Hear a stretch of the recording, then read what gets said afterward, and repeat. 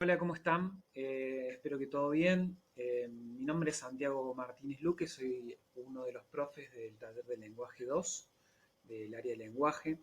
Como pudimos comentarles en la primera clase, recuerden siempre, aunque yo sé que es complicado, que el taller de lenguaje 2 y producción radiofónica funcionan en la práctica como dos áreas separadas. Si bien es una materia, funcionan como dos áreas separadas. Por un lado el área de lenguaje y por otro lado el área de producción radiofónica. No, ustedes lo que van a encontrar en el aula virtual, que seguramente ya han estado dando vueltas, es uno de los espacios por los cuales vamos a estar en comunicación mientras dure el proceso de virtualidad en medio de esta pandemia que estamos viviendo. Eh, Van a encontrar en el aula virtual y a través de las comunicaciones por mail, básicamente los espacios de intercambio de la comisión número 2, que es la comisión de la cual yo estoy a cargo. Esta primera clase, a través de video, lo que hace es repasar un poco lo que ustedes ya vieron en la primera clase presencial, aquellos que pudieron estar, y fundamentalmente lo que quiero es que quede registrado para que aquellos que por ahí se pierden en algún momento puedan volver y repasar los ejes básicos de la materia, los modos de cursarla, por lo menos creemos, y esto siempre de manera informal, va a ser durante todo este primer semestre al menos.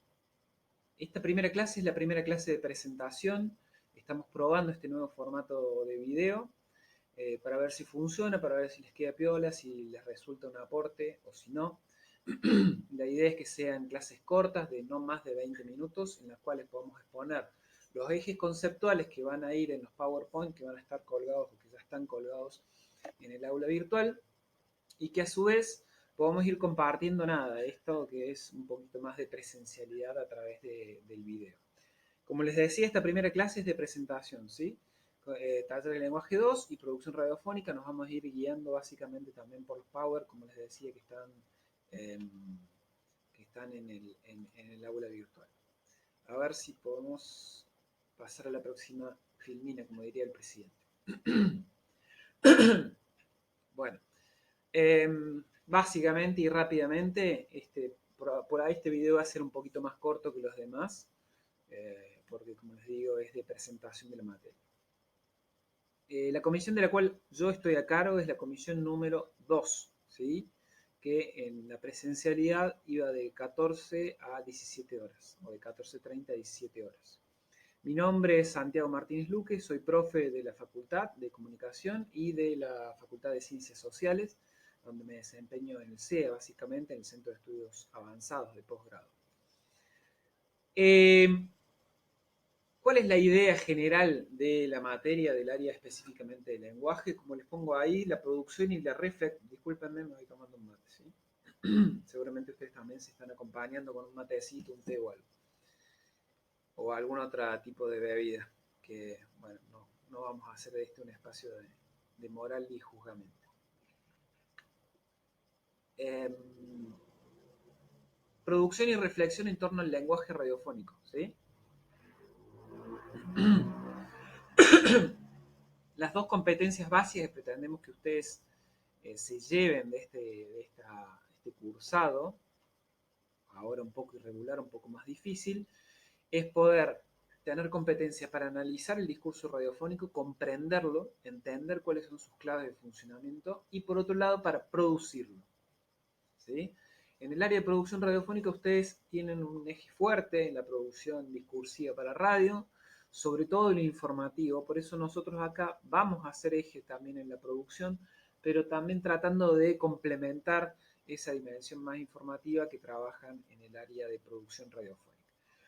Entonces, como les decía, la idea central del área de lenguaje, disculpen, es que puedan adquirir esas dos grandes competencias que van complementarias, ¿sí? La competencia de análisis, por un lado, del discurso radiofónico y de producción de discurso radiofónico. El programa consta de tres ejes. El primer eje es la dimensión comunicativo-expresiva. La radio como una relación comunicativa, discurso y lenguaje radiofónico. ¿Qué es? ¿De qué estamos hablando cuando hablamos de esto? Elementos del sistema radiofónico, eso lo vamos a ver en la clase número 5 y 6. Posibilidades y recursos y limitaciones del discurso radiofónico, la palabra radiofónica, la narrativa radiofónica, y ahí nos vamos a detener un poco, no tanto en lo que son los elementos de los 4 elementos básicos de la radio, que ustedes seguramente ya los han visto en producción radiofónica: la palabra, la música, el silencio y los efectos de sonido. Nosotros nos vamos a detener un poco más en el funcionamiento de la palabra, ¿sí? De la palabra ahí nos vamos a detener un poco más, y sobre eso vamos a pensar la idea de escribir para radio, por qué defendemos la idea de escribir para radio, y la cuestión de la oralidad tradicional, típica de las sociedades premodernas, la oralidad en las sociedades modernas, y la cuestión de la oralidad radiofónica o oralidad mediática, que en los textos a ustedes les va a aparecer como oralidad secundaria. El segundo eje es la dimensión institucional de la radio. Básicamente vamos a revisar cómo es el campo mediático de la radio en la actualidad, cómo funcionan las radios como instituciones, por qué capitales compiten, cómo funcionan entre ellas, cuáles son el tipo de vínculos que hay en ese marco, y cómo esa realidad concreta, institucional, material, condiciona o pone límites para el desarrollo de otras propuestas radiofónicas discursivas. Es decir, las radios que escuchamos hoy tienen mucho que ver con las características del campo radiofónico existente, ¿sí? Si hubiera otro campo radiofónico con otras condiciones, por ejemplo, que no funcionara como la comunicación no funcionara como una mercancía, probablemente podríamos escuchar otros tipos de radios que hoy no podemos escuchar. Y en ese eje también la dimensión institucional, también la idea es revisar un poco cuál fue el papel de la Ley de Servicio de Comunicación Audiovisual, que fue aprobada en 2009, ustedes eran chicos, pero es una ley muy importante que durante el gobierno del macrismo se desarmó gran parte, pero que sigue vigente, ¿sí? Sigue vigente en algunos aspectos importantes, otros no. Y finalmente, el último eje del programa de la materia, que esperemos ya para esta altura del segundo semestre estar viéndonos la cara, aunque sea con cierta distancia social. El tercer eje es la dimensión enunciativa. No nos vamos a meter mucho en esto porque hay que explicarlo largo para que lo entiendan, pero básicamente es como en el discurso de las radios se construyen figuras entre las cuales se vinculan y se construye la relación de comunicación entre los que enuncian por un lado y a quienes se les está hablando por otro lado. Los enunciadores y los enunciatarios o destinatarios, ¿sí? En ese sentido, en la cuestión de la dimensión discursiva, vamos a trabajar la cuestión de los géneros discursivos, cómo funcionan los géneros, los formatos, estrategias enunciativas, cómo se construyen aquellos que hablan en la radio como figuras, y cómo se recorta a los destinatarios o a los oyentes, que por ahora los vamos a mantener como sinónimos, pero no lo son, cómo se los recorta para proponerles participar de la relación de comunicación que se construye todos los días en la radio. Algunas cuestiones de metodología rápida de trabajo, probablemente ustedes lo sepan, pero la idea del taller justamente es trabajar con formato taller. Eso en la presencialidad implica clases teóricas y prácticas, es decir, nosotros les damos algunos elementos teóricos, trabajamos sobre algunos textos y después hacemos prácticas. En general estas prácticas tienen que ver con análisis y producción. Naturalmente, como ustedes se lo imaginan, quizás los talleres son los más afectados por este régimen de virtualidad porque no nos podemos encontrar en el espacio del aula para compartir, para producir y escucharnos, para corregirnos sobre la marcha, para ir y venir en ese trabajo de producción que para nosotros es tan importante a nivel del diálogo que podamos tener en ese punto. Pero bueno, son las condiciones que nos tocan, no lo hemos decidido, no lo podemos modificar, así que vamos a hacer lo mejor posible para que eso sea un aprendizaje que ustedes se lleven a lo largo del año.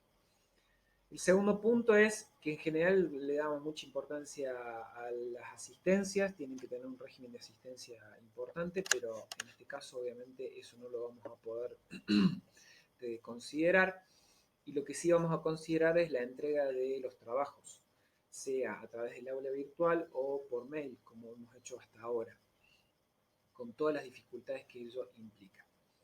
Y obviamente va a haber trabajos prácticos evaluables, como uno de los que ya han entregado, y otros trabajos prácticos que se los vamos a solicitar a todos y a todas las alumnas y alumnos, y vamos a corregir solo algunos y vamos a hacer devoluciones para todos.